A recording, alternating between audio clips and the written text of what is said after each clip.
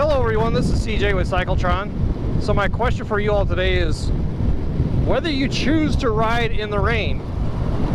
Now my wife washed my motorcycle for me as a surprise a few days ago, and since then it has rained every day.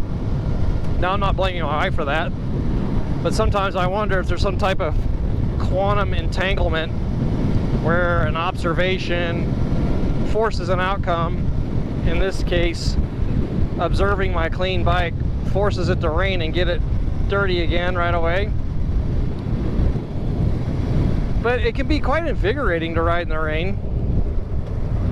It's beautiful. It's about 66 degrees, a light rain. Not too bad so far. Of course, it wasn't raining when I left my home, but knew the chances were pretty good it might happen. So generally my philosophy is if it's not raining immediately where I'm at, I'll go anyway. Now, of course, I'm not going to venture too far from my home today because I'm prepared to get wet, just not soaking wet necessarily.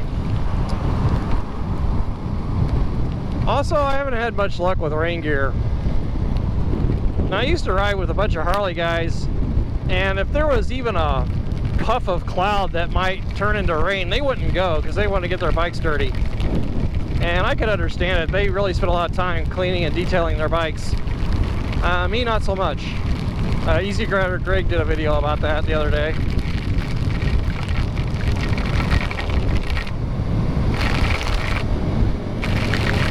One time we were on a road trip, I guess it was 3 years ago. This was my last big road trip.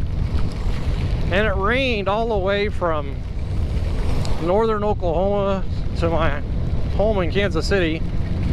And I had a full rain suit on and it didn't work at all. I guess if you're going more than about 50, 60 miles an hour, the rain just pushes right through. Now, a rain suit might be pretty good for lower speed where you're under 40, but of course I didn't bother to put any rain gear on. So let me know what your thoughts about riding in the rain are. Of course, you have to allow yourself greater following distance and make sure people aren't encroaching from behind because of the greater stopping distances, but it can be somewhat of an adventure.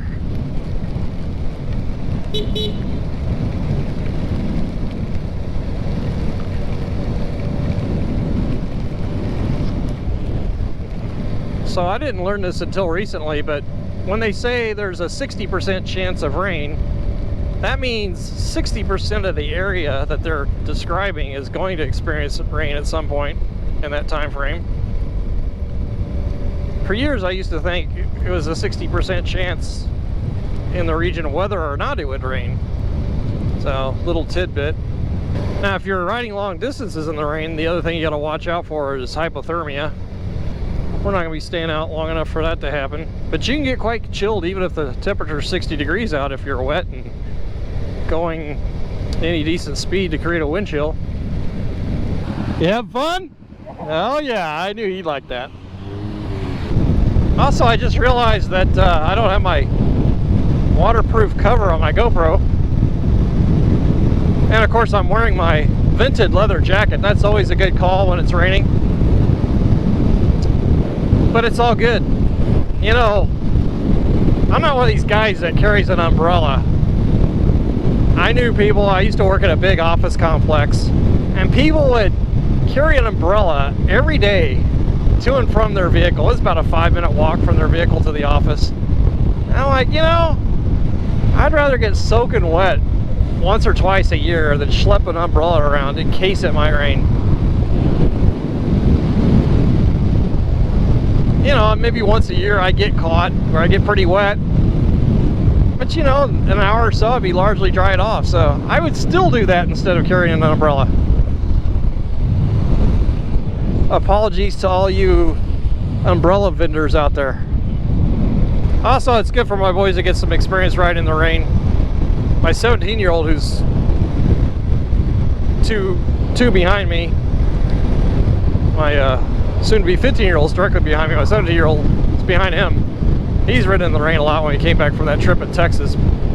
This might be the first time my youngest son's ridden in the rain. I was mentioning to him earlier, you want to avoid riding in the middle of the road especially when it first rains, because it lifts the oil off the road and can be quite slick. And it's generally better to follow in one of the tire tracks from a preceding vehicle. It tends to move some of the water out of the way too. But obviously you're gonna be slow on the gas and gentle on the brakes, so no sudden starts or stops if you can help it.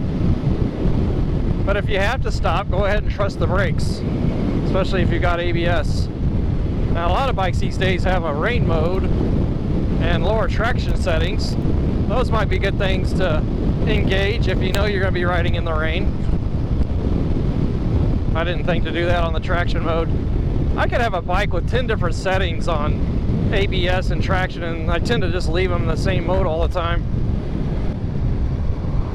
Now it'd be convenient if I had a bike that simply had rain mode that would encompass a variety of those settings automatically.